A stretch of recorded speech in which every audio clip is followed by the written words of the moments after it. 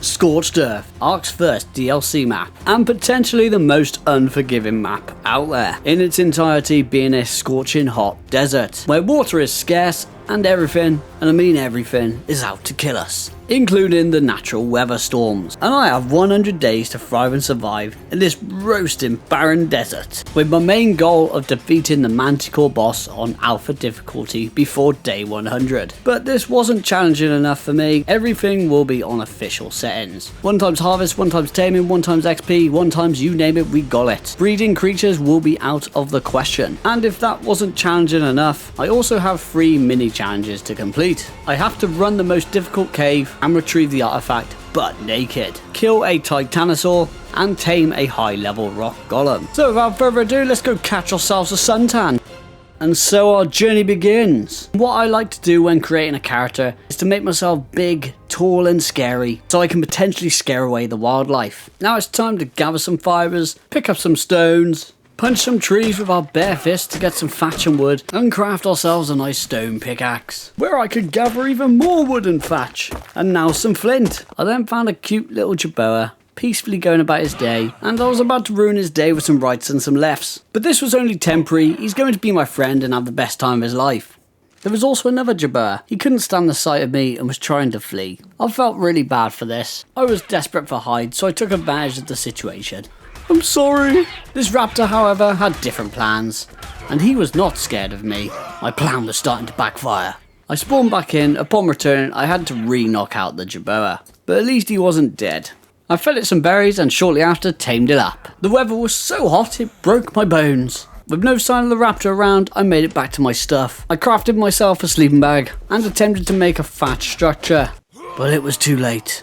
I returned back to my stuff, chopped myself up for some meat. I decided to spoil it all because I wasn't feeling the need to eat myself yet. I finished off crafting some thatch structures. I was out here roasting alive. The heat broke my bones for a second time. I got my structure down just in the nick of time, and it was enough to stop me from roasting alive. Yeah, I don't think we'll be going anywhere anytime soon. While inside, I crafted the storage box and placed it down and made myself some clothes. It's about time. I found an explorer note right next to my base, so that gave me double XP. I wanted to make the most of it, so I farmed resources and crafted as many storage boxes as I could. And the day ended with the feeling of fear for my Jerboa's life. This raptor hunted us down. Luckily it pulled aggro onto a kangaroo instead, which was ideal because I just ran out of stam. We lived to see another day. Now that I was high enough level for boulders, gathering hide was a lot easier. I was able to finish up the day with crafting a mortar and pestle, a bed and a whopping 11 narcotics. On day 2 I finally got round to naming my Jerboa, and I named it after myself, of course. Now that I had myself a bow and some arrows, I became a more prominent hunter. This area I had built in was quite a nice start location. It did have a nice water vein right outside the front, but I mainly decided to spawn here because this spot resides very close to the spot that I do want to move to at some point. There was also a level 100 Anki right next to my base, and I had big plans to tame it, but those plans were put on hold due to a terrible sandstorm. But I took it in my stride and made myself useful by gathering berries. I also came across a level 65 parasaur, and by this point I had a decent amount of narcotics and was able to make a few trank arrows. It was time to make myself a new friend. I fed it some berries and crafted up some basic structures just so I could place around it to keep him safe. I was desperate for a berry gatherer. He didn't take too long to tame up,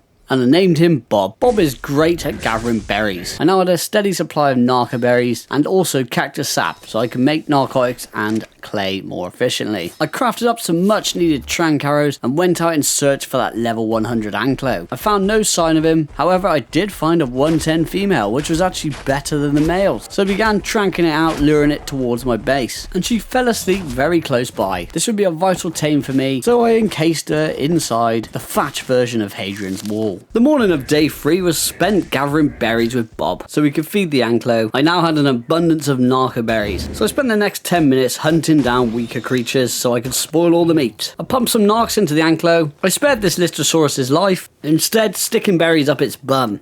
The taming process was taking too long, so I just killed it for its hide instead. Sorry. I was now beginning to stock up on narcotics and had enough clay to begin making adobe structures. I found this level 80 Doedicurus right next to my base. I knew I had to try and tame it, but I angered the whole Doedicurus population in the area and it curled into a ball and I couldn't tame it. And then Jerboa gave me warning of another sandstorm coming to hit us. But of course I made good use of it, stocking up on sand for all those adobe structures I needed to make. During this time my wife was having a conversation with me in real life, and I forgot I had a stamina bar, and ended up knocking myself unconscious to see the day out. Day 4 I killed this raptor and was rewarded with a metal pickaxe. We were going up in the world. I spent the morning gathering wood and using all the clay that I crafted up the other night to make as many adobe structures as I could. I crafted up some more thatch structures for the current base and made a preserving bin, then pumped some knockerberries into the Yankee to keep her sleeping. I stuck Bob in a thatch box to keep him safe from predators, grabbed some of the adobe structures I made, chucked Rebecca inside. I didn't want any of my mates to die on this mission, and made my way down to the base area that I wanted to move to. I found this low level parasol which I thought would be an easy source of hide, but it was far from easy. I angered the Morellatops, its whole family came after me, they were not happy. Upon returning, I came across a fellow survivor who handed me back my stuff. He actually looked a lot like me. What are the chances? I finally made it to my future base location and planted down a load of adobe foundations. I spent the rest of the day gathering sand, making clay, picked up an explorer note, keeping the Yankee asleep, and crafting a bunch of narcotics to level up quicker. Day 5, I figured it was about time I went out to find some metal, so headed towards the mountain. But all I found was hostility. There were sabers, direwolves, terrorbirds, daedons, you name it, all of it was here. I had no choice but to tuck my tail in between my legs and make a great escape, fleeing the area. But on the plus point, my anklo was finally tamed, and I named her Wilma Flintstone. I took her back to base, and a heatwave kicked in, and it was a right scorcher. It felt like someone stuck me in the oven and cooked me up for a Sunday roast. There was only one thing to do, and that was take shelter in my base. But even the comfort of my own base was not enough to save me. Shortly after, I came across a kangaroo that appeared to be stuck in this bone thing, so I took full advantage of it. This was awesome. I love me a kangaroo. I'd be able to get around the map a lot quicker, and I wrapped my usual thatch structures around her. It was now time to gather some rare mushrooms. Now, these aren't normally that rare, but on this map, they are very rare. But you can find the odd few by harvesting these little purple bushes. I kept it asleep with narcoberries while farming more rare mushrooms. And at the end of the day, I found this purple drop, but instead of 130 raptor found me. And I had to make friends with it. The following day I noticed my roo had tamed and my raptor was ready for feeding. I found an apprentice whip BP in this blue drop, fed some narcoberries to the raptor, then headed out to find some prime meat, and I found it in the form of a big boy parasaur. After some precision Robin Hood bow action, I managed to take down my prey and was rewarded with plenty of prime meat, and she now became my raptor. We made our way back to base and I named her Clever Girl. I also retrieved my kangaroo, which I named Dennis Hopper, but the name is too good to pass up. I crafted up a bunch of narcotics before heading out to the mountain to find metal, this time heading in the opposite direction. And there it was, glorious metal. Naturally, we ran into a few threats, but they were no match for me and Clever Girl, who's the smartest rapper in the game. We carried out our mission successfully. I also managed to make a forge with the leftover stone. And back at base, we cooked that metal right up. Day 7 begun with farming sand, and more sand by hand. But on the plus point, I did get round to making a smithy. Once again, my Jabea warned me of a sandstorm coming in. It was beginning to sound like a broken record. I placed my smithy down and crafted myself some metal weapons and tools. Once the sandstorm ended, I went out looking for a Doedicurus to tame. I stumbled across this level 90 and that was perfect for me. I managed to knock her out right next to my base. And once again, I built my famous Hadrian's thatch wall around it. I gathered some more metal from the mountain and placed down all the adobe foundations that I had made at the new base. Fed some narcoberries to the Doedicurus and then roasted alive in the comfort of my own base to another heat wave. How is this even possible? The heatwave did also gift me this 120 male raptor. This would be the perfect friend for Clever Girl. And the day ended the exact same way it started, by gathering heaps of sand. After crafting clay throughout the night, I pumped some narcoberries into the raptor and the Doedicurus, and hunted me another parasaur for some prime meat, which was enough to tame up my raptor, and I named him Big Joe. By this point, I had crafted a decent amount of adobe foundation, so I visited the future base location and placed a bunch down. I've just realised I've totally been gathering sand the wrong way the whole time, as I can just snatch it up from the floor with my whip. As nightfall hit, I spotted this yellow drop in the distance, and I was feeling spontaneous. I took Big Joe with me and we made our way there. It wasn't long before the mission went pear-shaped. We got attacked by a whole mob of creatures, and I really didn't help Big Joe all that much, as I was just out here whiffing every bowler throw. and the Ankler getting attacked by all these hostile creatures nearly killed me instead. Luckily I survived, and I was finally able to help Big Joe in taking down the Yankee. He survived with a sliver of health. He's an absolute warrior. We made it to the drop at light of the 9th day, and it wasn't really worth the trouble, as I'm never ever going to make a flamethrower. I was now level 62, which is high enough for an RG saddle, so I spent the morning farming wood to build a trap for one, and then the sandstorm was on its way once again. Luckily I had saved a lot of stone from all the sand gathering the last couple of days, and I was able to whip up a trap pretty quickly. I finally got around to crafting an Anki saddle and also a Doedicurus saddle. Once the storm ended, I headed up the mountain in hopes to find an Argentavis to tame. I finally found one, ran up to it to give it a kiss, and it was a level 50. This was perfect for my first RG. I placed the trap down real quick, baited it in, knocked it out, and voila, job done. My Doedicurus had finally tamed, and I named her Daisy Me Rollin', of course. I hunted down some big boys with Big Joe to gather some prime meat for the RG, and spent the rest of the day hunting creatures for their chitin, keratin, and hide. By the morning of day 10, my RG had tamed, and I named her Let There Be Flight. I had to kill some more creatures for their keratin and chitin, including this flying Ankylosaurus, and I could finally make her a saddle. I returned to the future base to place down some more structures, and on my return I spotted this Daedon fighting a whole army of Morellatops, and I figured he was some sort of tough guy, and that it was a tough girl, a level 130 female. I stuck her in my RG trap and tracked her out. Little did I know the pain I was about to endure. I spent the rest of the day killing wild creatures, gathering meat over and over again, topping up this Daedon consistently, and I was getting desperate for extra meat, attempting to steal meat from these wild creatures scrapping in the mountains. But I angered this pack of vultures, and they hunted me down all the way to the point where I was out the mountains having a stamina break, and I made the big mistake of attempting to fight them with drive-by tactical maneuvers. Oh no, Jabea! Luckily when I returned, my RG wasn't getting attacked. I retrieved my stuff, fed the Daedon the rest of the meat I collected, and fed some narcs to it. We all headed back to base, feeling defeated, mourning the loss of Jabea. I spent the whole night gathering scraps of prime meat, and in the morning I was rewarded with this cluster of Carnos stuck in a hole, which made life a whole lot easier for me, killing them all for their prime meat goodness. And shortly after, it tamed up, and I named her Paindon. I placed down 3 mortar and pestle outside for easy access, as I was really getting tired of this starter base location. I spent the rest of the day gathering sand on Daisy and cactus sap on Bob, and had a right good clay farm going. I also did find another Jabber that I could knock out right next to my house. Once he was tamed, I named him Weather Forecast. Once day 12 came around, I felt like I had enough clay to last me a lifetime, so I spent most of the morning gathering wood, thatch and fibres, and crafting adobe structures, which I would rinse and repeat for the rest of the day, while placing said structures down at the new base. And I had almost finished placing down the roof, and a heat wave kicked in, so I decided I'd be smart about it and return to base for shelter. But once again I died in the comfort of my own base.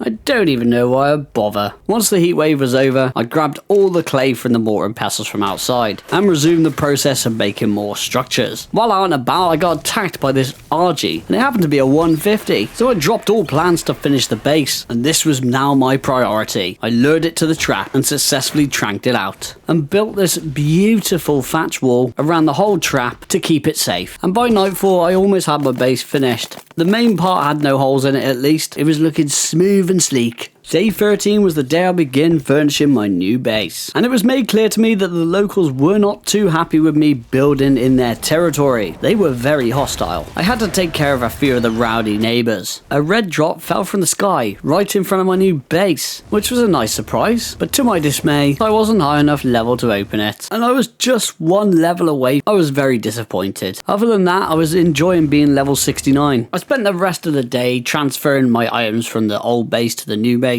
as well as my creatures, which initially I was taking one by one, as I was scared of them dying. But this got tedious, so I just got them all to follow me. Once my tames were all safe and sound, I headed out to find some parasites to kill for prime meat. I fed a bunch to the RG, but it wasn't enough, so I had to kill another parasite, and this would most likely be enough to tame it. I picked up Wilma, and we headed up to the mountain to do our first metal run together. And gathering metal is always therapeutic for me, which is odd, but I love it. I was in my element up here. We also found a bunch of crystals crystal. Upon return to base, I finally made myself a spyglass. Can't believe it took me that long, to be honest. On the morning of day 14, I flew halfway across the map for this yellow drop, and you could say it really wasn't worth it, but I made it worth it, and I placed down my first oil pump. Back at base, I crafted a new RG saddle, and nearby I found a 145 Thorny Dragon, and I figured this would be a great tame to have. I dropped it near my RG trap, saddled up my RG and moved him out, and attempted to get this Thorny Dragon in the trap, but it wasn't playing nice at all. It pit me in the corner, and me and poor weather forecast were made into a meal. Oh, weather forecast. I returned to close it in the trap, retrieved my stuff, and successfully trank it out. And I finally got round to naming my new RG, and I named him Hawk Hogan, as he's going to be carrying all my heavy weights. I wasn't planning on taming any more raptors, but I did find a 174 Tech Raptor at the mountain,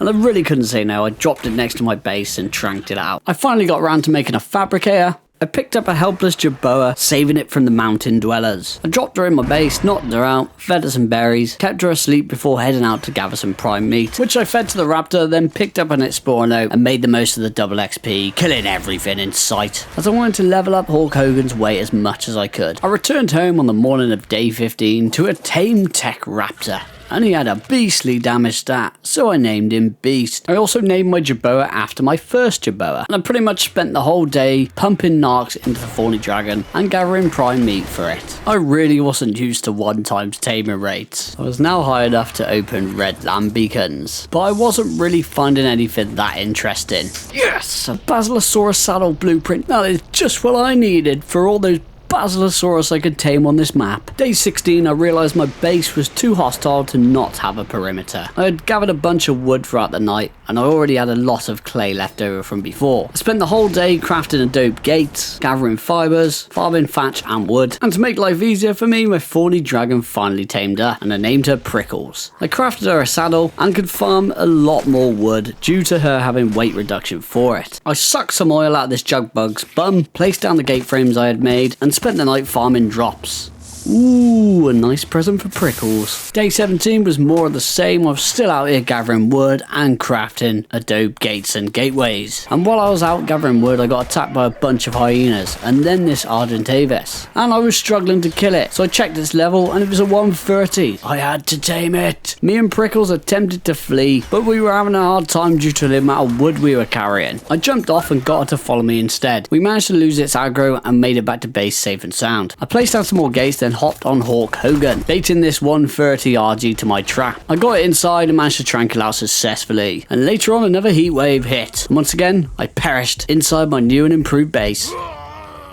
What's a man gonna do to survive this heat? But on the flip side, me and Prickles managed to finish up crafting the last of the gates and placing them down. It was looking magnificent. And naturally, Prickles went for a run around the garden to test it out. We were now safe as houses. In the morning, I crafted up some refining forges for outside and cooked up some meat as I was getting hungry. It was time to put my new forges to good use. So I took Wilma up the mountain and we gathered plenty of metal. I was able to gather so much more than before because Hawk Hogan had leveled up quite a lot, and he had some hefty weight on him. I gathered a bunch of crystal also, as I am looking to make a greenhouse very soon. Upon returning to base, I spotted a flying saber-tooth with a level 50 Megatherium right below it, which I thought was a 150, but I can only dream, right? I made clay with the leftover sand and catsup I had, and crafted up a new smithy for the outside, placed down a box of adobe foundations for my future greenhouse, and headed out to the desert, as this is a great place to find chitin, as there's creepy crawlies everywhere. And this is the main reason why I built at this base location. It has super easy access to the desert. I was able to gather some chitin, polymer, all that good stuff, while gathering some silica pearls from the oasis nearby. And while I was here, I found a level 15 Ovis. This was perfect. I picked it up and dropped it at my base. Being as I had already gathered some polymer, it'd be rude not to craft up a chainsaw to massacre this Ovis. I stuck all the resources in the fabricator. All I needed was cementing paste, and luckily for me, I just gathered a load of chitin. So I went out on Daisy and gathered a load of stone, chucked it in the mortar pestle, and made as much cementing paste as I could. Day 19 came around and I finally had enough cementing paste to craft myself a chainsaw, and I was super excited to put it to use. I'll be dining in style tonight with my cooked lamb chops. I do feel bad for killing these poor little sheep, but the resources they drop us are too good to pass up. One eternity later. I'm sorry, my dudes. I saved all the pelt and fed the mutton to the RG, taming him up, and I named him Tony Hawk. I got back to base and realised it was actually a female, so I named her Wing Woman. The rest of the day was spent crafting water pipes and building the longest water pipe you've ever seen in the game. Naturally, it took a lot of resources, so I had to spend a lot of time gathering chitin, farming stone on Daisy, crafting more cementing paste, and I'd also like to point out that this was the first day since we begun on this map where I was able to finally survive a heat wave without getting burnt to a crisp. By nightfall, I placed down the final piece of my puzzle. The pipe of dreams was complete. Now that I had my trusty chainsaw, I could gather polymer and chitin more efficiently. And while I was out in the desert, I found this level 45 dumbbell and decided I may as well tame it, and I named it Poo Machine. Back at base, I threw him in the cage, fed him his first piece of poo, and that was the last poo he was going to eat. As when I flew off, I took a glance back at the base and saw damage numbers all over the place. I rushed back to find that level 15 Megatherium, smashing up Poo Machine's cage. What's your problem, man? He didn't do anything to you. There was nothing I could do for Poo Machine. Honestly, at this point, I didn't have a clue what to do, because I know how dangerous a Megatherium is when it has the bug killer buff running. It is probably one of the most scariest creatures in the game, and this one was currently stuck in my base. It wasn't long before it turned its focus on my creatures outside in the garden, and this was my biggest fear. All I could do was whistle neutral and hope we can kill the thing. We managed to kill it, but at the cost of Bob's life. I had lost my go-to berry gatherer. I honestly couldn't believe what just happened, but I do consider myself very lucky that the creature wasn't a higher level and that more of my creatures didn't die. I spent the rest of the day gathering resources, repairing the crafting station, crafting more gates and placing them down on the rocks above the base. By day 21, I had finished placing the gates, and it was far from looking pretty, but at least it keeps us safe. I resumed my plans of building a greenhouse, crafting up a bunch of greenhouse structures, but unfortunately I did run out of crystal. I crafted up some electronics and some electrical appliances. It was time to power up this base to its full potential. And this is another reason why I built in this location. It's one of the very few places in the mainland where you can obtain 100% wind, as normally you only get 100% wind while being in the desert. While heading up the mountain, I spied a 140 Parasaur. Ooh, I might come back for you later, and carried out my mission to gather metal and crystal. Back at base, unloaded Wilma and began tranking out this Parasaur, baiting it towards my base. I threw some wooden billboards around it, and for some reason it didn't want to attack them. After what felt like a lifetime of tranking it and having to repair my crossbow, I finally knocked out the big boy, and he will be my new Bob. Day 22 was mainly spent gathering resources, crafting up a bunch of crop plots, placing them inside the greenhouse and finishing the roof. It was finally complete. I then forced all my creatures to poo themselves and headed out to the desert to find a dumbbell to tame, which I found at 145. Picked it up, took it back to my base for the comfort of taming. That I did, and I named it Dung Beetle, and threw him where he belongs. I spent the night farming basic drops, and on my return in the morning I found this level 85 Filer, and it is the best one I've seen as of yet. So I picked him up, dropped him behind my base, went out for a roll and stroll on Daisy to gather some stone and make some structures to build a new trap right outside my base, so I can drop him straight in the trap and knock him out. Miserably at that, because I shot him as he got knocked out. So I'm probably gonna have to wait for this one to wake up. A sandstorm came in, so I made myself useful making a bunch of narcotics, feeding the Parasaur some tasty mejoberries and feeding him some of those narcs. And while I was waiting around for this Filer to wake up, I took Wilma out so I can craft even more narcotics. I was now ready to knock out the Filer for the second time, and I must admit I've never tamed one without kibble, and the ARK wiki page was the bearer of bad news, telling me that I needed cooked lamb chops to tame them for their preferred food, which was far from good news. So I made preparations by crafting up a grill. All I need to do is find me a Hovis, which is easier said than done. I checked two of the nearby oases and I didn't find anything, so I spent the night killing off poor creatures that inhabit the area, hoping I'd be able to get one to spawn in. After searching throughout the night, I had no luck whatsoever finding an Ovis, so I spent most of the day hunting Parasaurs and cooking up all that prime meat, while keeping the Filer and Parasaur asleep. And the Filer wasn't really going to gain many levels, but a Filer's a Filer at the end of the day. I spent my downtime gathering metal on the mountain with Wilma, and ended the day finding this tasty red drop.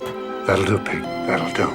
On day 25, my boys had finally tamed up and named the Filer Randy Orton and the Parasaur Berry White. And I didn't mess around, I put him straight to work, gathering tons of narco berries. And I wasn't joking, when we were done, it was tons. I already had loads of sport meat stocked up, and I was currently only level 76, so I really need to level up a lot quicker. And narcotics is great for that. I was desperate to get to level 80 so I could farm desert drops. So I saw this as a good opportunity to grab some explorer notes, including one of the 4x notes. And back at base I was able to fill 4 mortar and pestles with narco berries and sport meat, crafting a serious amount of narcotics. Being as I picked up the explorer notes on my RG, I figured I may as well make the use of the XP on him also, and killed loads of hostile creatures in the mountains. And with the combination of these two methods, I was able to level up Hawk Hogan a few times and also my character. While I was up here, I found a level 60 female UT, so I figured I may as well tame it, as I need their eggs anyway. Spent the rest of the day attempting to bait it to my trap. Day 26, I finally managed to trap the UT while simultaneously almost getting trapped inside it,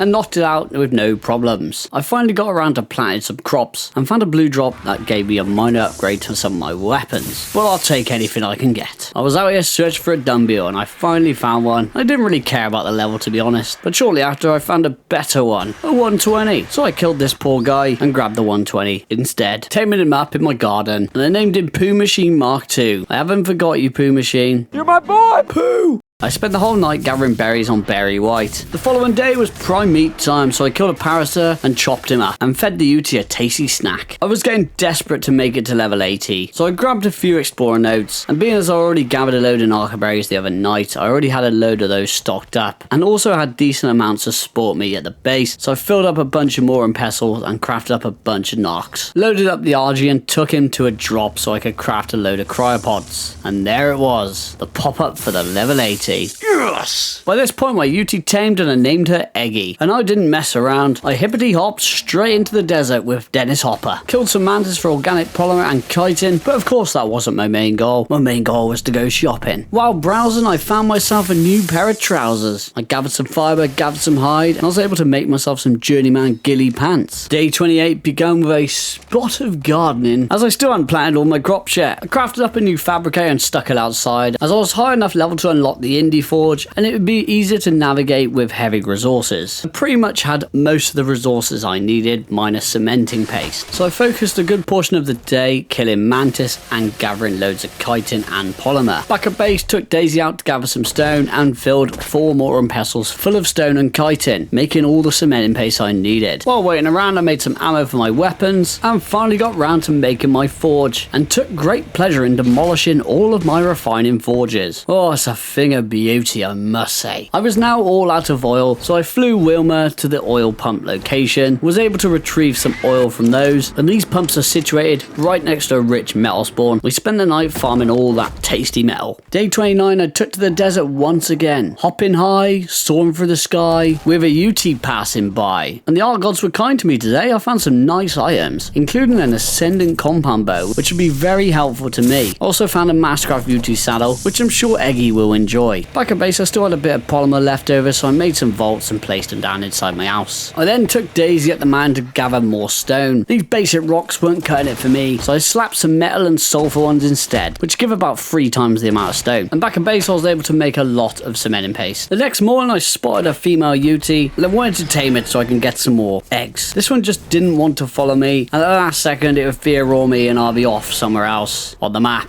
I decided to cut my losses and give up. It was only a low level anyway, but a short while after I did come across a 140 male Megatherium. This was a very nice surprise, and this is something I will trap a lot easier. He fell into my trap nice and snug, and after what felt like 3 hours I finally knocked him out. Ventured out to the desert to gather polymer and chitin, making cementing paste, and finally able to craft up that ramshackle chainsaw blueprint that I've been craving for so long. Day 31, I started by pumping some narcs into Megatherium. It's another day, another morning, and another shopping spree. It all began with this disappointing red drop. Little did I know I was in for a treat today, and the desert was holding some hidden treasures for me.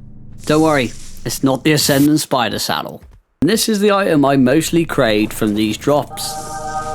The Ascendant Crossbow Blueprint. My life is complete. I really fell on top of the world right now, killing every mantis in sight for its organic polymer and chitin. Cause why not? I'd always do this whenever I go to the desert, as I always need polymer to repair my weapons. Back at base I gathered a load of fibre and made one of those bad boy ascendant crossbows, while upgrading my cloth armor to primitive ghillie. Can't believe I still have cloth armor at this stage in the game. In my defense, I hadn't found any good quality desert cloth armor, and the primitive stuff just breaks too easily and I just can't be bothered to repair it. Finished the day with a metal run and pumping some narcs into the Megatherium. Day 32 begun with gathering prime meat, and when I returned for the feed-in, my Megatherium had made a new friend in the trap. Normally a Daedon wouldn't attack a Megatherium, but if it's aggro on your walls, it would hit it, most likely. So this is what I feared. I fed it the prime meat, and the taming effectiveness was at 62. Yay! So I took the prime meat out of it. I'm gonna have to wait for it to wake up. While waiting around, I made a feeding trough and a bunch of structures that I might be able to use later on. Killed Dodecarus so the Megatherium could heal. Normally I'd be annoyed about re-knocking a creature out, but I've got an ascendant crossbow now, so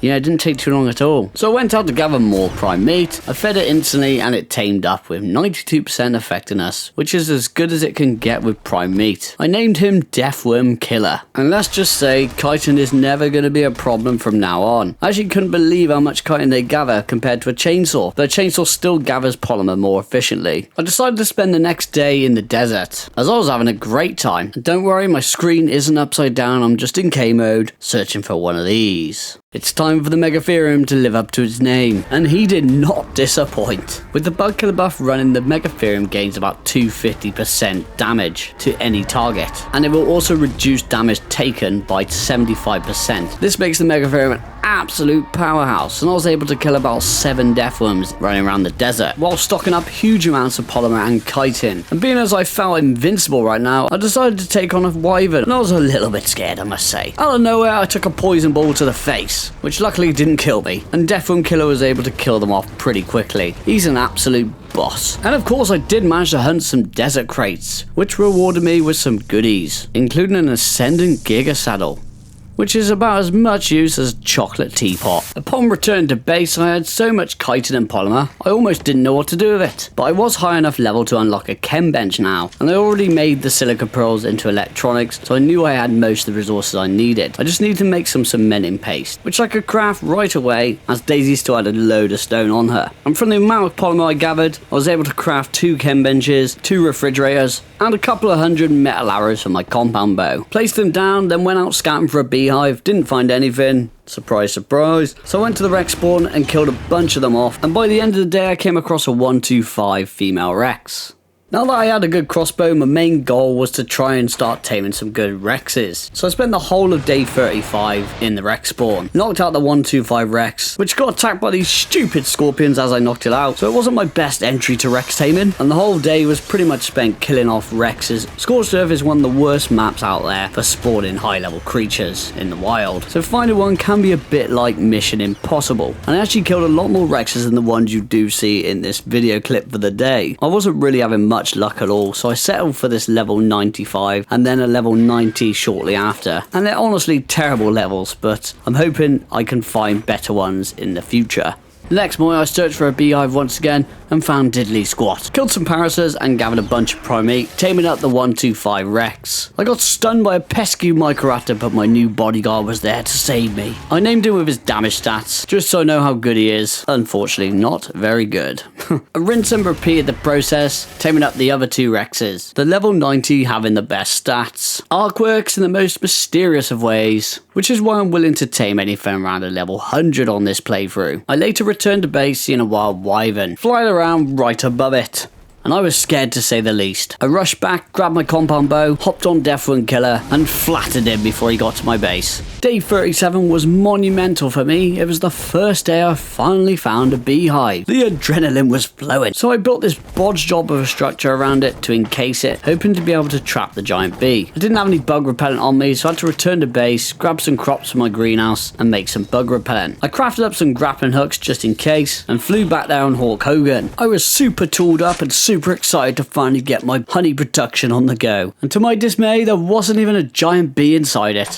What? If that isn't getting arced, I don't know what is. The game then tried to apologise to me by gifting me this nice red drop, but honestly I'd rather have a beehive than this beautiful chainsaw. I then tried my luck in the wreck spawn to see if I could find a decent level, and I found a 110, which is quite decent, so I figured I may as well trank that one out. Knocked it out successfully, then closed the day by roaming the desert on Dennis with Deathworm Killer in a cryopod, which I threw out to kill a bunch of deathworms. Now they had a good compound bow, I could finish them off, gifting my survivor the full XP rather than the Megatherium. The morning of day 38 was spent smashing up a load of rocks and gathering stone on Daisy. Now they had some chemistry benches, crafting cementing paste was super easy and I could make a load of it. While minding my own business in my base, I could hear a ruckus going on outside and Barry White was in trouble. He was in a fight for his life. I ran out there to see what the commotion was about, and it was another rowdy Megatherium. We managed to kill it and I realised Barry White was vulnerable out here and we couldn't have that. I gathered more stone on Daisy, chopped a load of trees down and began building a behemoth gate and gateway. I got rid of the dino gateways and placed a new gate down. Much better. Barry White can now join us in the garden. He was more than happy to make some new friends. I checked the wreck spawn, killed a load off, but didn't have any luck finding any decent levels. I did, however, knock out this level 10 UT, which was a female, of course, so I chucked all the meat that I had on me inside her inventory and left her there. Should be able to tame up without me doing anything. And during the night, I took to the desert for the usual shenanigans. But something unusual happened, and I was hunted by 2 deathworms. Normally, I'd be running for my life, but I had a present for them. Deathworm Killer did get ragdolled a little bit as he was stuck in the middle of a deathworm sandwich, but it didn't take too long before both of them fell. Nothing will take down the Deathworm Killer. Day 39, my UT had tamed. I threw her out at base and named her Eggs. I killed a parasite for prime meat, feeding the level 110, and then visited the wreck spawn for most of the day, killing off loads and loads of Rexes. I finally came across a 102 Tech Rex, which still isn't the best of levels, but I was struggling to find high level Rexes. I finished up the day back at base, wondering what am I going to do with all this polymer, and they had a nice apprentice fabricated sniper rifle blueprint, so I figured I may as well make one of these. And after burning wood in my forge, I was able to make a load of bullets for it too. I opened my doors and was met with a perfect test subject to test it out on. Boom! Headshot! Days 40 to 43 were more of the same, spending most of the days in the Rex spawn. On day 40 I managed to find a 120 white Rex, which is a nice level, so I knocked that one out. Tamed up the 102 Tech Rex, which was actually quite decent considering its level was quite low. And let's just say I've probably killed about 70 T-Rexes over the period of these 4 days. Yes, 7-0. It's crazy how hard it is to find a decent level on this map. I came across a 115 standard Rex and a 114 Tech Rex, so I knocked both of those out. I tamed up the 120 Rex and it actually had some decent stats, so I gave it a cool name, Small Arms Dealer. And the same goes for the 115, so I named it I'm Rexy and I Know It. And my main rule is to give a cool name to each Rex that has good stats. And the Rexes that don't bait the cut don't get a cool name, I'm afraid. It wasn't until the afternoon of day 42 where I finally came across the one I've been looking for, a 140 Rex. Oh, it's a thing of beauty. I knocked it out and I must admit the stats could have been better, but it had a pretty decent wild health stat, so that's always a good thing. My 114 Tech Rex tamed up and I named him Chompy. I spent most of the evenings venturing into the desert, hunting down deathworms and desert drops. I didn't really find the best loot, but I did find a lot of deathworms to kill. I begun day 44 by feeding the 140 Rex a big chunky parasite, taming him up, and this was the best one I had tamed so far, which is always a relief. There's nothing worse than having a high level creature take terrible stats. Cool name inbound, Rex Offender. I flew at the mountain to gather some metal and crystal, and back at base I had all the stuff in my fabricator to finally craft an industrial cooker. Now we can cook up a storm, while taking time out of my day to scout for a high level UT, which I wasn't really having much luck finding. After searching for a while I did come across a level 90, which I thought that'll do. So I whipped out my pro grappling hook skills and dangled my legs right in front of its mouth as live bait, and she took the bait. I shot in the face while killing off her Carno minions. I ain't got time to bleed.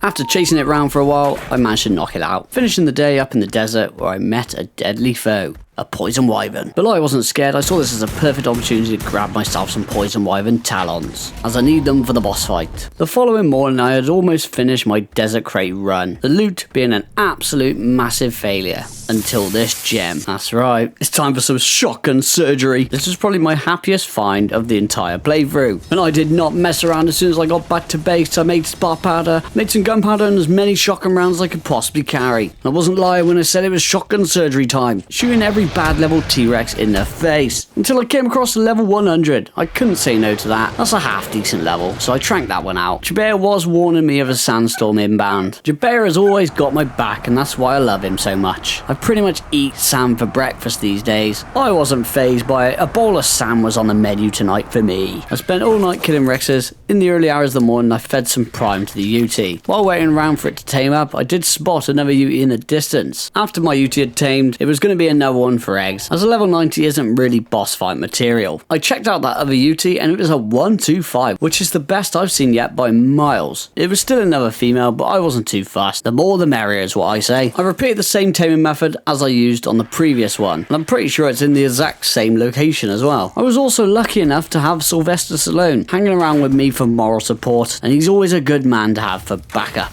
Killing the Carno minions and running around the mountain, finishing off the tranking process. Back at base, I loaded up my RG as I was now high enough level to unlock the cryo fridge. I was able to craft a cryo fridge and a bunch of cryopods. Now all my creatures chilling in the refrigerator have a place they can call home. This was now the perfect time to do a Rex count, and unfortunately for me, I only tamed 9 Rexes so far, so I'm pretty far from creating a boss fight army. I still had a lot of leftover organic polymer, so I crafted a few vaults and placed them down outside in my crafting area. Spending the rest of the day searching for a beehive, finding absolutely nothing, and doing what I do best, taking to the desert. This time focusing my efforts on taking wyvern talons. Even a sandstorm wasn't going to stop me. The light of day 47 had arrived and I was still out here in the desert, because I was a man on a mission. My level 100 Rex was about to wake up, as I'd been there so long, and kind of forgot about him. While sprinting there as fast as I could, I got distracted by Hovis, which I don't normally see spawning around here, so shot him in the face and chopped him up, feeding that tasty meat to the Rex. Taming her up, with average to bad stats as always, so I named her Same Old Story. I was about to leave the area and came across a 102 Tech Rex, so I figured I may as well tame that one too while I was here. I fed the rest of the mutton to the 125 UT, and that tamed her up also. I named her Larry Janey. These days I was really struggling to gather flint. I'd already killed a lot of deathworms, so I had a lot of horns, so it was time to go and tame a mantis. Me and Dennis headed out to the desert in search of one. It didn't take too long before I came across a 110, which is a decent enough level for me. I killed off all his mates in the area and chopped them up for polymer and chitin. And I so badly wanted to cryopod Dennis, but he was carrying my chitin, polymer and chainsaw, and there was no way I could carry all of this. I left him in a safe place. I must admit, I don't think I've tamed a mantis since the release of Scorched Earth. All I know is I need bug repellent, ghillie and deathworm horns. I first attempted to trap it, which wasn't really going well. I lost track of time and forgot about Dennis. No, Dennis! Oh, why did you have to kill Dennis? I was gutted about Dennis, but I wasn't one for giving up. I had to tame this mantis in memory of Dennis. I attempted to trap it, but it just got angry and started slapping me about the desert. It was time for a change of plan. I also did forget that I had Deathworm Killer in my pocket, which I always do when I go to the desert, so I have no idea how I forgot. And if I didn't forget, I could have threw him out next to Dennis and he'd still be alive. But let's not dwell on the past, let's look towards the future. I used Deathworm Killer to kill off the low-level mantis in the area, and then ran out of render distance to de-aggro the 110 I wanted to tame. I demolished my poor excuse of a trap and begun ramming Deathworm horns up its bum. The Megatherium is a great tame for this map, as the majority of creatures do not aggro to it. The next morning I managed to tame up my mantis, and his mates weren't too happy about that and instantly tried to kill him. I'm glad my mates don't do that to me. Deathworm Killer was there to bail us out, and I named him Slappy. I made my way back to base slowly but surely, and to my pleasure and surprise, I found a 135 kangaroo. I got back to base as quick as I could. I needed to tame it. Initially I was going to trap it with wooden billboards, but as I was pretty close to my base, I decided to use the rare flower technique. This almost backfired when the whole population of Scorched Earth aggroed to me, including a rock golem, which I had no idea was next to my base. This however did work out for me, as I used him to kill off the wild creatures for me, and luckily the kangaroo had lost interest. I lost the golem's aggro, then re-aggroed the kangaroo and dropped him into the trap, where he made a little saber-tooth friend. I got rid of him and the terrorbird, demolished the ramp so no creatures would fall inside, crafted up some basic wooden structures to encase him into the trap, placing them around it and placing some doors down in the stone door frames, and was finally able to trank it out. I went on my first flint run with Slappy. There's never a dull moment in this base. I ran straight into a Megatherium that got angry at the sight of Slappy. and we found ourselves running for our lives, doing laps around the base. After running out of perimeter space, we squeezed back inside, scarcely avoiding the wrath of this Megatherium. Whew. I couldn't be dealing with another one in my base again. This one was much higher level as well. I managed to get rid of him with my compound bow. We resumed gathering flint, also gathering stone on Daisy in the mountains, being able to craft a load of spark powder, gunpowder, and more shotgun rounds. I kind of wanted to stockpile it because I felt like I'd need it for the boss fight, and had to keep tabs on the Rue, keeping it asleep with Narcs. Day 49, I knocked out a 126 Tech Rex, and my other one tamed up with pretty bad stats once again, so it didn't deserve a cool name. I fed some tasty mushrooms to the kangaroo, and kept him asleep for the final time.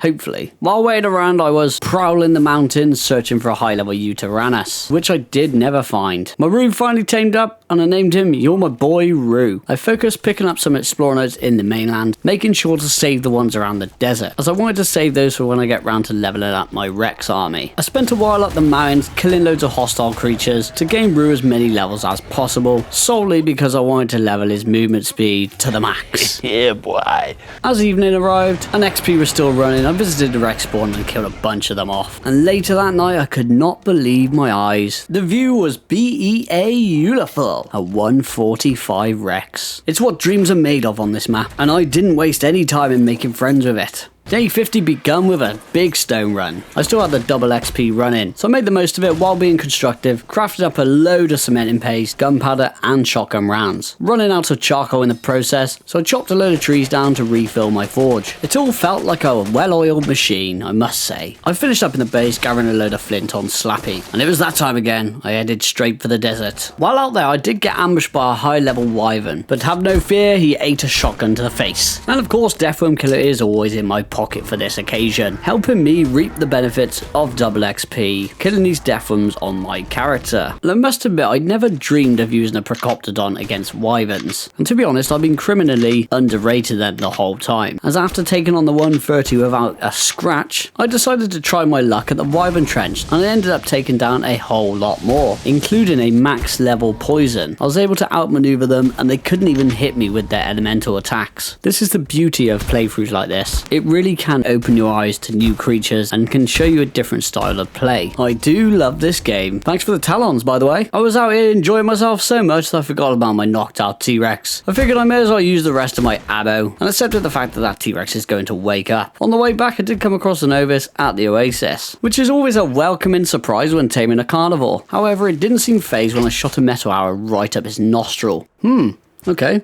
Have no fear, shotgun surgery is here.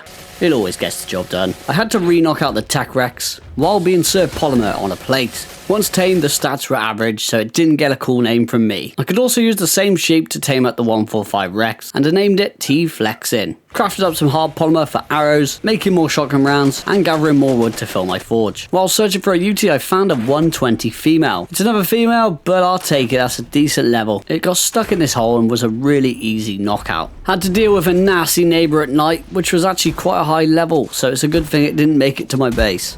Day 52, I was out scouting for a beehive and I didn't find one. Not a singular beehive. Still out scouting for a high level UT, preferably a male. Currently, my house is a party of females, which in the case of humans would be a great house party, but not in this case. We need a male to get the party going. At this point, I don't even care what level it is. I found this level 35, but it was miles away from my base. I figured I may as well knock it out anyway. After doing so, shortly after I came across a level 85, and I don't know why, I don't really need to, but I knocked that one out too. It ran off and fell unconscious right next to the wyvern trench. I was not going to play any games down there. He can stay there for all I care. I flew Wilmer up the mountain and we spotted a level 50 male UT. I decided to knock this one out too. It ended up fleeing right next to my base, so this was ideal. We finished up the day resource gathering on the mountain. The morning of day 53, very white, woke up bright and early, ready to gather heaps of ingredients for my kitchen. I was able to make up a load of med brews and a bunch of narcotics. Then visiting the Rex spawn, as I was still very short on Rexes for the boss fight. I came across a level 100 and settled for it. If this isn't a scary sight, I don't know what is. I knocked it out and was about to return home, and then I finally found it. A max level Rex. And it's white. It can't get any better than this. I had to return to base to grab tranks and repair my crossbow, and tranked out the beast at nightfall. I stayed at the wreck spawn all night, and in the morning I had enough prime to feed the UT. This wild kangaroo decided to run straight through my UT with a bunch of angry creatures chomping on his bum, so therefore chopped on my UT and ruined some of the taming effectiveness. I didn't mind, I just found it funny that it's probably only a thing that's gonna ever happen to me. I tamed up and I named him Man of the House. Let the party commence. I mated them together for some fertilised eggs, and hopefully now I'll be able to gain a nice supply of non-fertilised eggs, which I will plan on making into kibble, once I get a beehive of course. I found a number 125 Rex to knock out. Back at base I geared up and repaired my armour, just in case, and I felt like it was now time to do my first cave run. I'm going for the cave next to the beehive location, which I also checked for beehives, which they weren't there. That's a surprise, isn't it? And I had the perfect companion for this cave, Randy Orton, out of nowhere. I luckily had a decent amount of levels, as he's been in a cryopod for quite some time. This cave is full of some nasty creatures, and poor Randy Orton, bless him, he's not too much of a high level. The biggest dangers are the arthropleuras and the bats. The rubble golems are quite easy to avoid.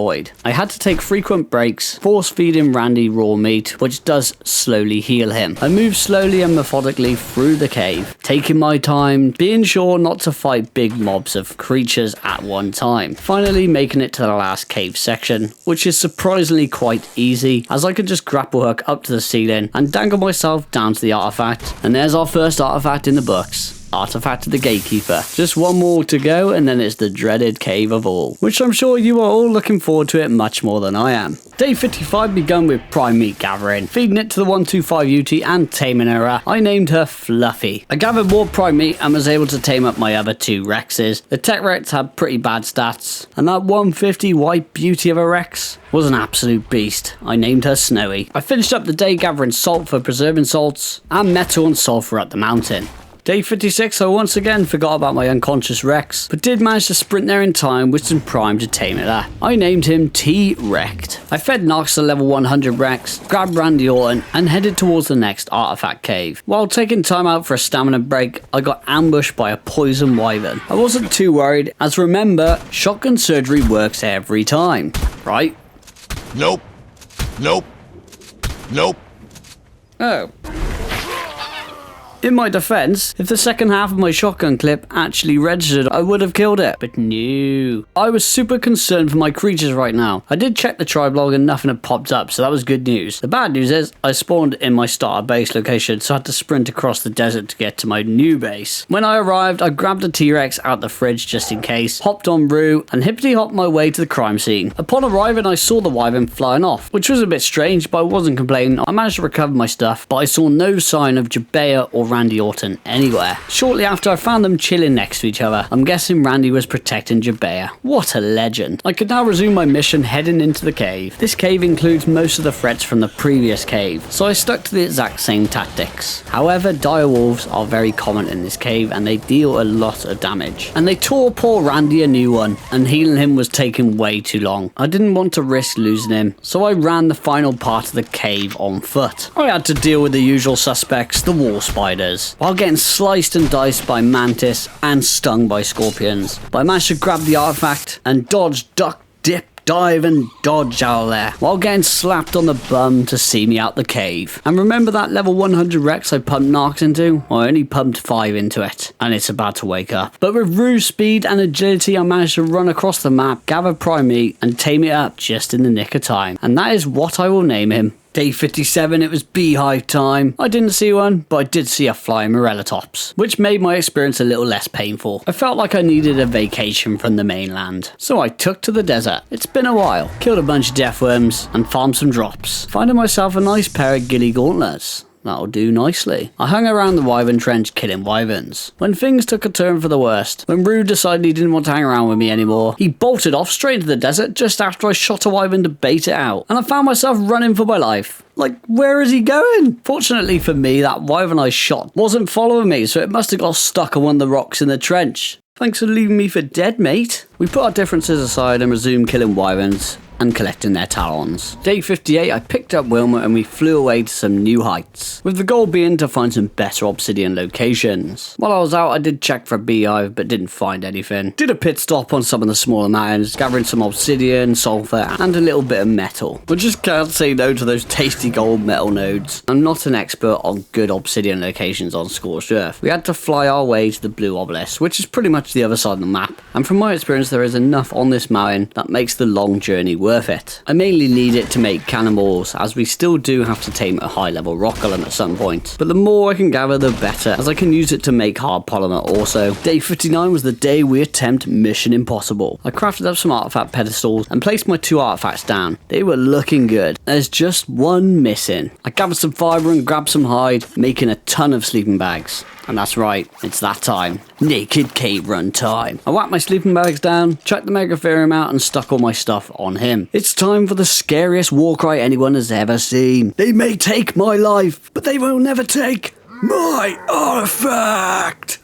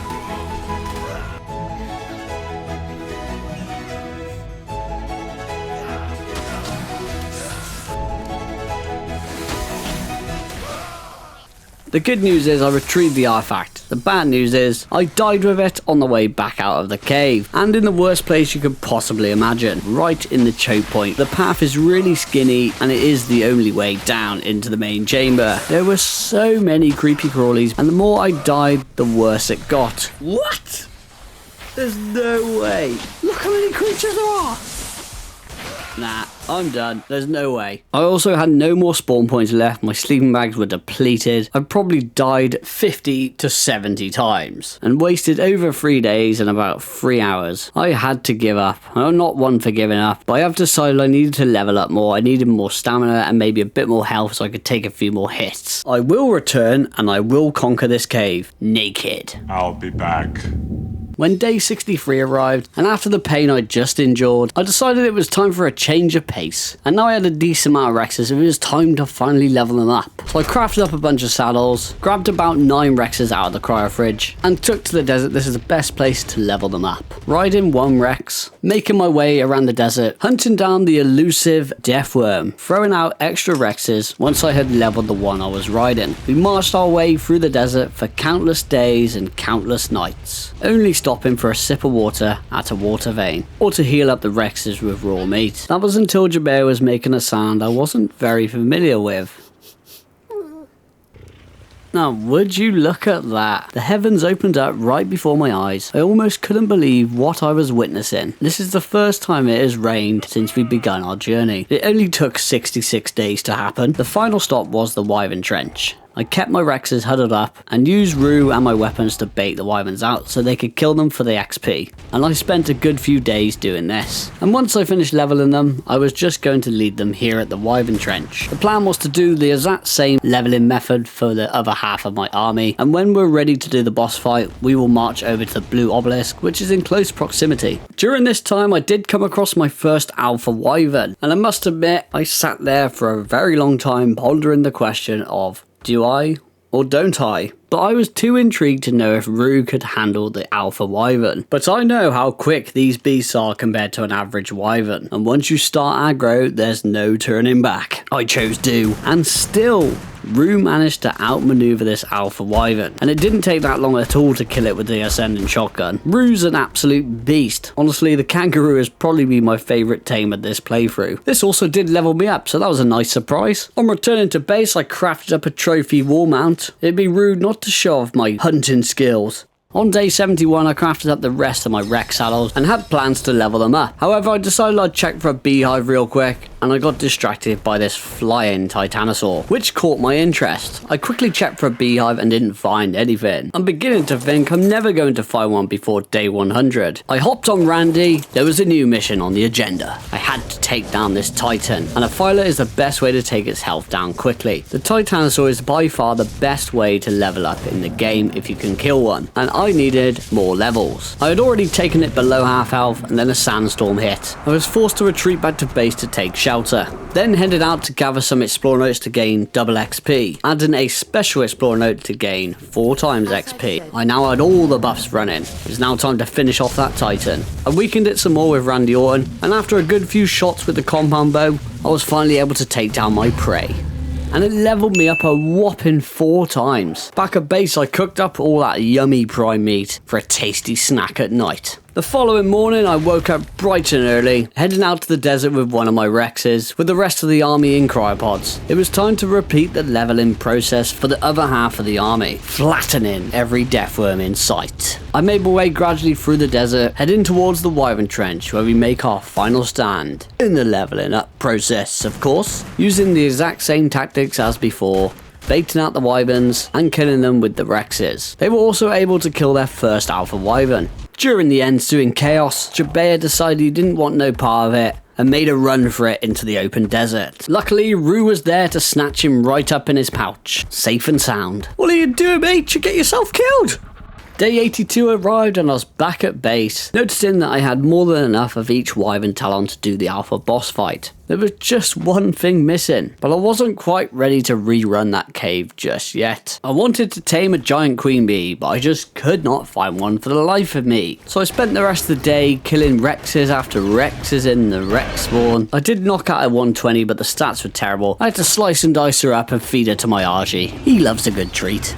I wasn't settling for anything that didn't have average to above average stats. By nightfall, I did find a 125 which didn't have bad stats, so I kept that one. I spent all night killing Rexes and most of day 83, and I killed far more than the ones you see on screen. But the patience did pay off. I finally found a 145. I knocked it out and its stats were okay, not the greatest, but it's still a 145, and it's better than most of the other ones I tamed. As I already had a couple of Rexes knocked out, I figured I'll check the other spawns, as not many more wild Rexes would spawn there, but I didn't have any luck.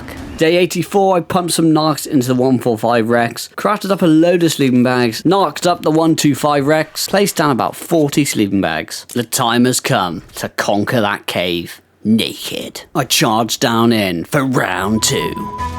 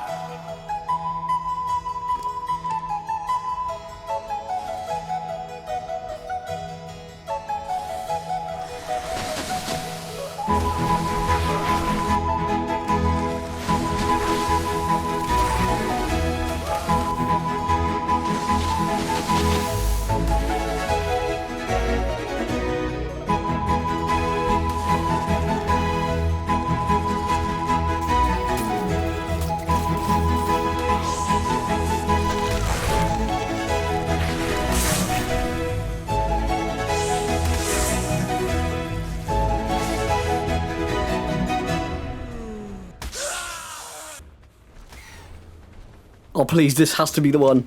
Ah! Didn't see that snake there. Oh, God. Whoa, can he make it out in time? No! Oh, I see things slithering around. I see you all. You may as well just put me out of my misery. I think I'm getting away with this, actually. No way! I'm out!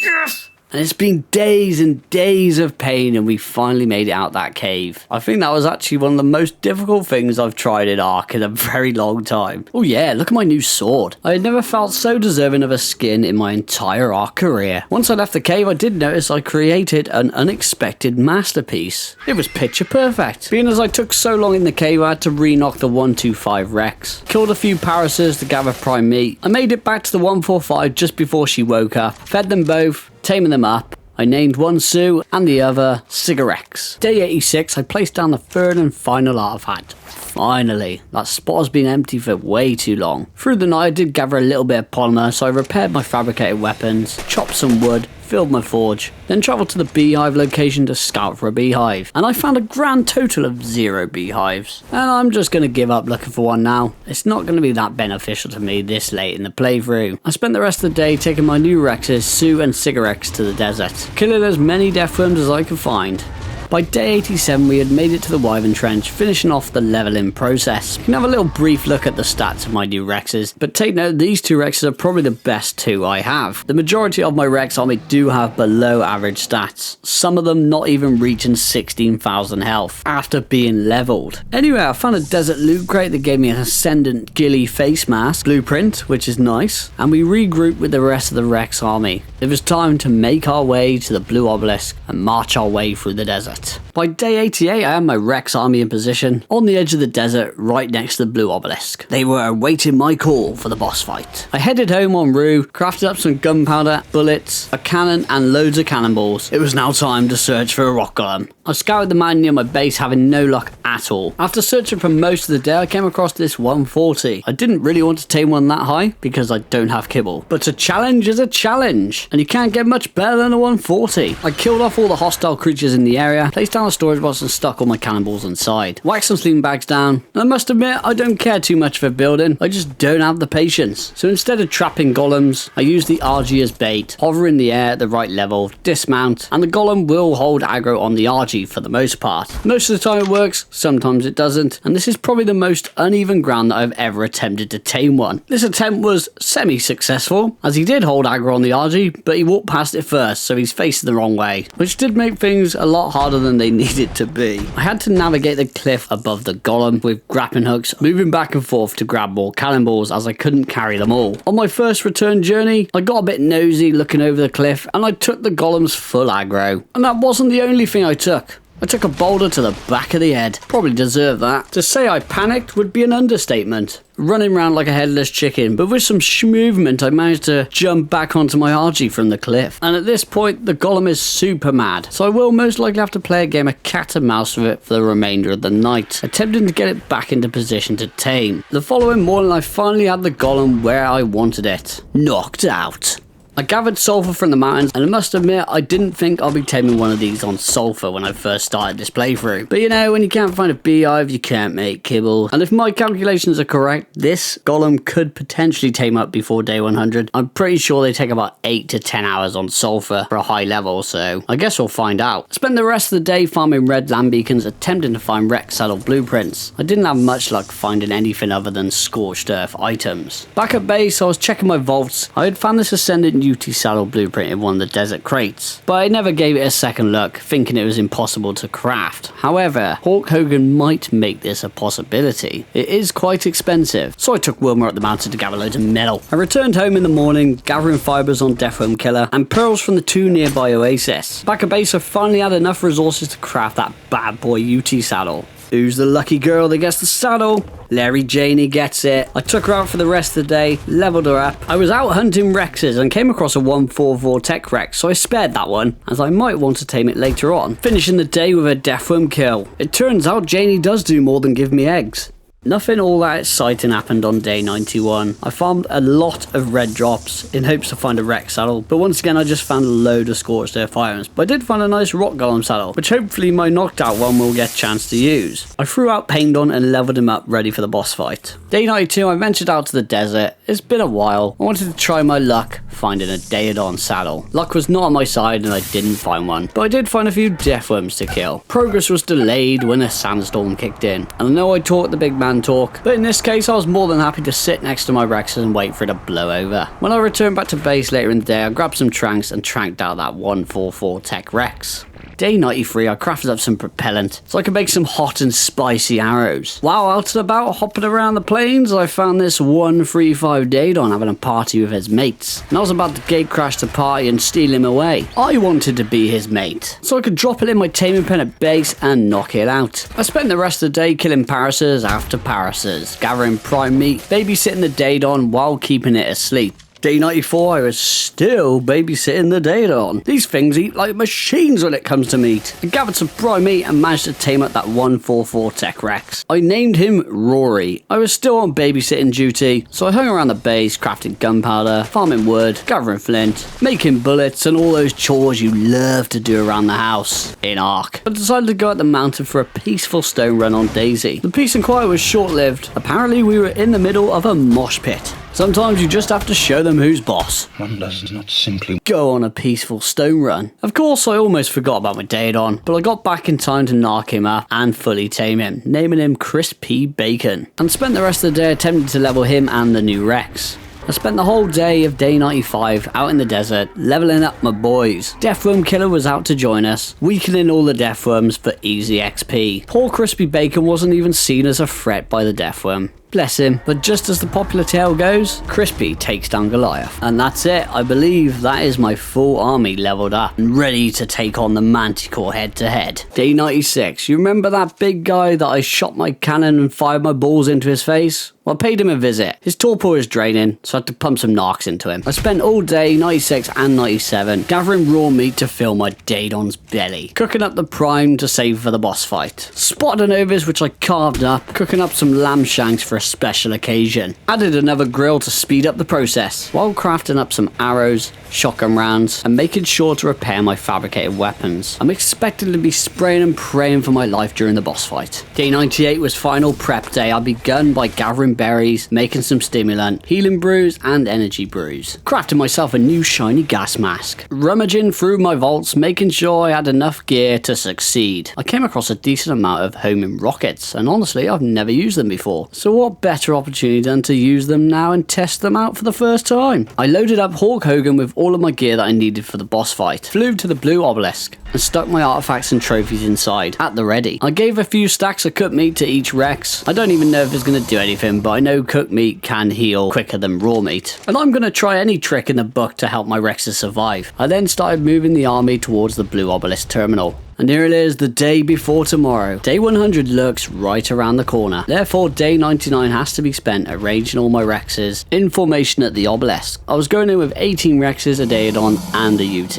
I must admit, my eyesight's pretty terrible, and so is my math. But I guess we'll soon find out if I miscarried, as someone's getting left behind. I spent the night here camping out with the crew, and this is that perfect occasion to indulge myself into those lamb shanks, while Hulk Hogan watches over me awaiting scraps. Nah, you had your fair share of food. These are mine. I couldn't stop thinking about what tomorrow brings, and I must admit I've never been this nervous for a boss fight. It's been a long, tough journey to just not make it over the final hurdle, and here it is. The end of the road is here for us. I made sure my canteens were full of that sweet H2O. I was ready. I've been waiting all night for this. It's time to meet our destiny.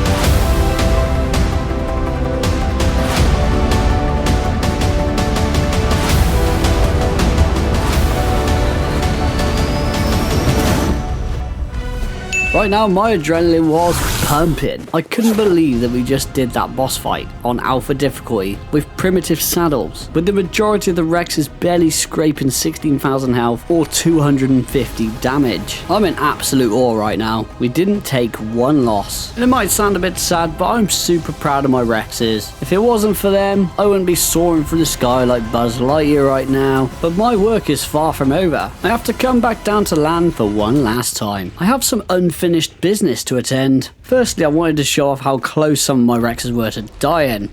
Woo! And my rock column did actually tame up on day 99. I was just too busy to remember that I was still taming one. Ever heard of that saying, going out with a bang? Well, during these 100 days, my greenhouse was good for nothing. So I made it good for something.